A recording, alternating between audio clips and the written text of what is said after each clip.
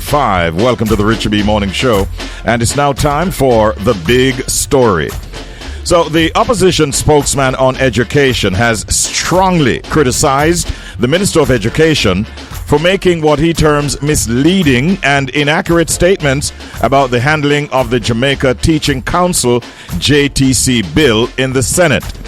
The spokesperson disputes the minister's claim that the opposition's readiness for debate, the consultation process, and the moratorium, and he urges the minister to actually make a correction for the public record. And so we thought it is important that we got Senator Damion Crawford on this morning so that he can sort of explain further what are the issues that he's having with the Minister of Education in the statement that she has published. And I think we've made the connection right now. We say, good morning, Senator Crawford. How are you doing today? Good morning, man. I'm doing well. How are you? Not too bad at all. Great having you one more time to discuss a very topical issue, Damion. Can you first of all sort of elaborate on the specific concerns that you have raised, really, during the Senate debate on April 25 regarding the JTC bill, and maybe how you believe that the minister ignored certain aspects that you thought were important? Let's get it. Well, the foundation of our concern and the teachers' concern is the approach to the bill. There is an approach of hostility towards teachers as if they are the foundation of the problem, instead of an approach of facilitation and trust of our teachers.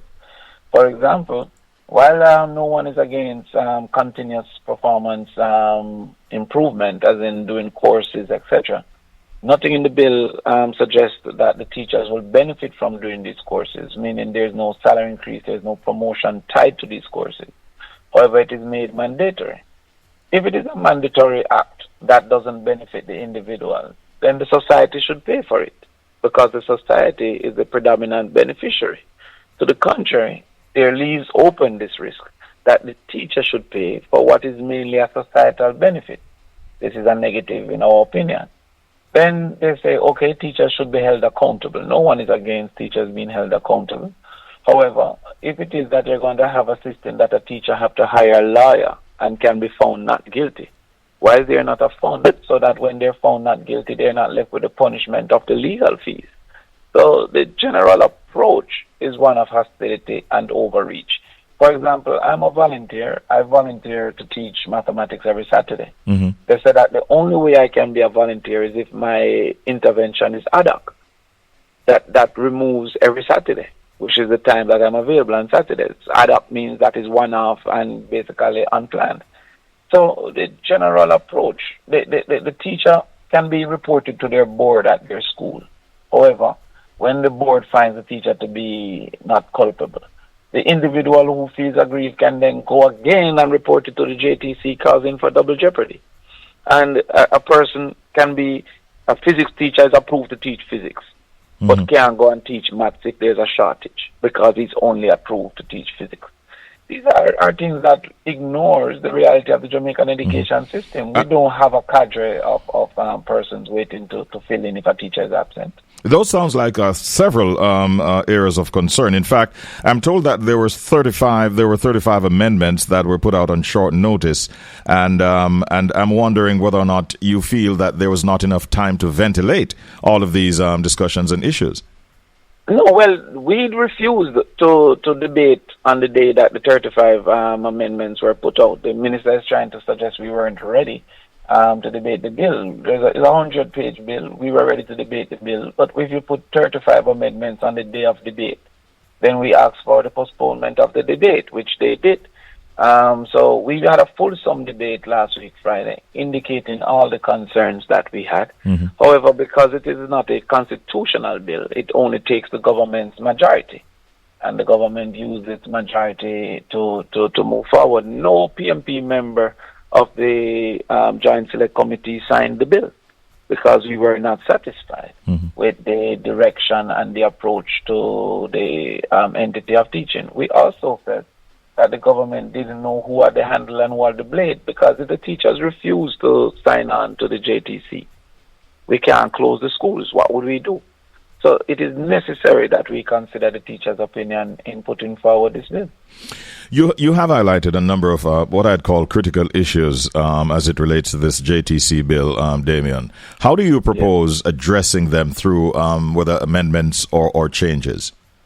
Yes, well, first of all, the first amendment is a guarantee that registration and continuous professional development would be paid for. This should be funded by government subvention, not the teacher's pocket.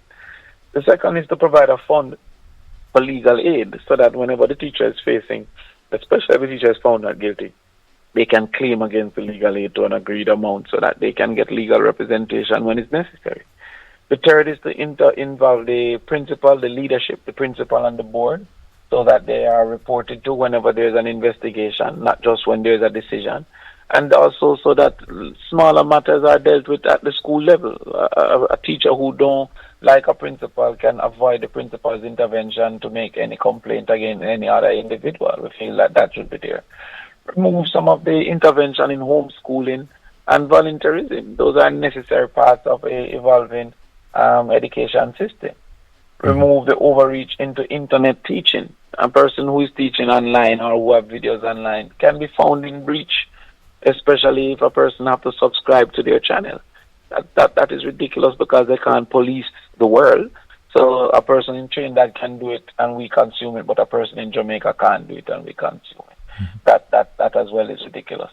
Increase the numbers of teachers that are on the committee. Why would you have the vast majority of persons on the committee not being teachers? That's not the same for medicine or law or any other thing. The vast majority on the doctors' council are doctors. So that is important to do. And also to change this ridiculous requirement of having a renewal every 5 years. In UK, you don't have to renew at all. In Canada, you don't have to renew at all once you're registered as a teacher. Unless there's a basis for removal, there's no need for renewal.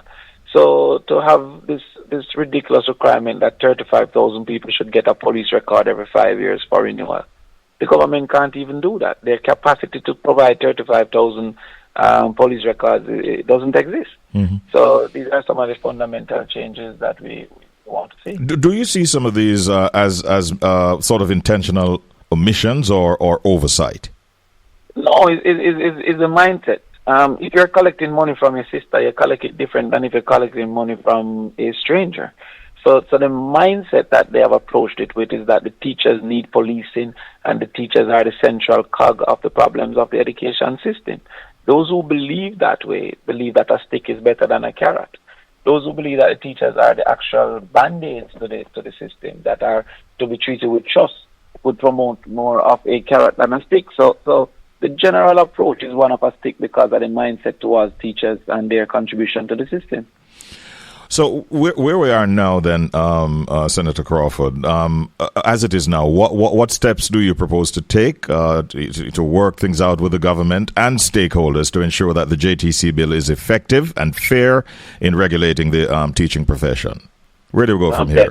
There are precedents. There are precedents that, remember when the ridiculous transportation bill came that taxi operators should have a permanent baby seat in their vehicles and the public outcry evolved.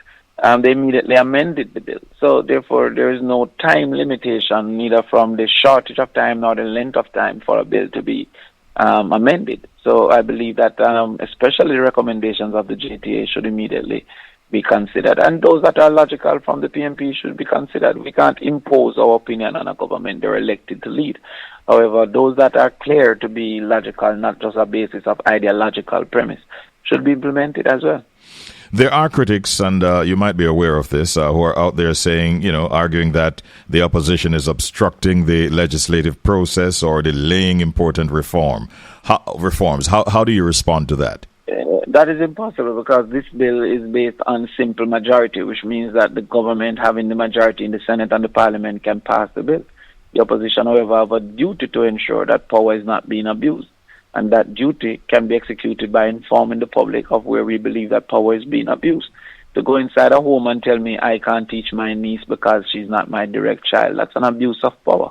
To indicate that a volunteer can't volunteer because it is scheduled and planned, that's an abuse of power. To put a teacher at risk so that they may have to... The JTC have a suite of lawyers employed to the JTC, which is the council. but the teachers don't have legal representation unless they can afford it. That's an abuse of power. To suggest I have to have access to something but make no preparation for that accessibility. I mean, for example, a cost of professional development is transportation cost. Mm-hmm. If this is being held at the University of the West Indies, you know how difficult that is for somebody in Negril to get there. What are the things that they're putting in place so that financial burden does not impact this individual who is coming, who can't afford to come to UAE based on circumstances? Could be illness, could be cost of illness. It could be mortgage. It could be number of children. Mm-hmm. I mean, many teachers are poor at the end of the month.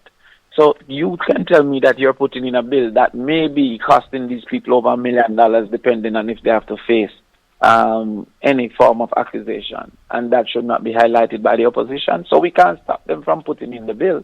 However, so we can't be obstructionists to putting in the bill. Mm-hmm. However, it is our duty to communicate ideologically what our position is, but also from a logical standpoint what our concerns are. And that takes me to my final question for you this morning. What message do you hope to sort of convey to teachers listening right now and the broader public about the opposition's commitment to education and the teaching profession? Well, the opposition's commitment has been proven in our history, in our present, and it will be continuously proven in the future. Let's not forget which party did free education up to tertiary level and was started by teachers. Let's not forget which party have been in constant defense.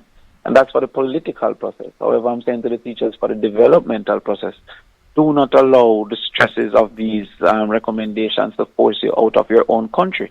Fight for changes, for comfort that you're comfortable with, but do not move to where I hear many persons say, oh, mega leave, as if that is the solution to our nation's problem. You are important. You were called by God to do what you're doing, and you should fight to do it in a way that you're comfortable with. Do not resolve yourself to migration because you feel disrespected or aggrieved by any of the clauses in this bill. All right. Damion Crawford, great talking with you. Thanks for your thoughts and your time, and you have a great day today, my brother. And thanks for the opportunity, my brother. Always a pleasure.